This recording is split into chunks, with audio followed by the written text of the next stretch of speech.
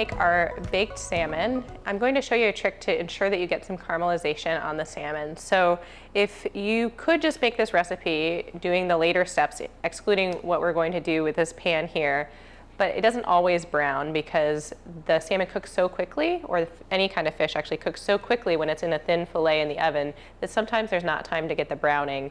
And it can be not as savory, just lacks a little something if you're looking for that roasted flavor. So I'm going to show you a trick to get that caramelization in a pan before we put it in the oven. You want to make sure if you're going to do this that you have a pan like this that is oven safe. You want to avoid anything with plastic handles, anything that would melt. If you don't have that at home, you can certainly just make sure that you get a good crust, like I'll show you how to get on this, and then transfer it to an oven safe pan. So just a couple words about salmon. So this does tend to work better when you have a piece that has the skin still on. So we'll put that skin side down.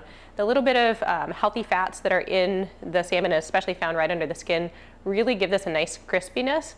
When people are making sushi, a lot of times they'll actually use the skin and make it almost like a bacon sort of consistency, so it can get really crisp and crunchy.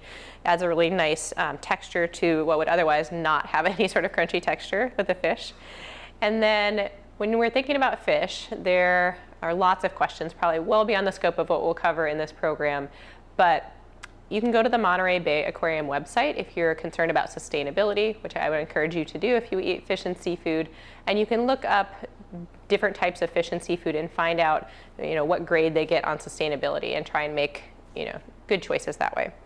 So the next thing that we're going to do is season our salmon. So this is just done very simply. I wanted to give you a really easy recipe that felt very approachable if this would be one of your first times doing this.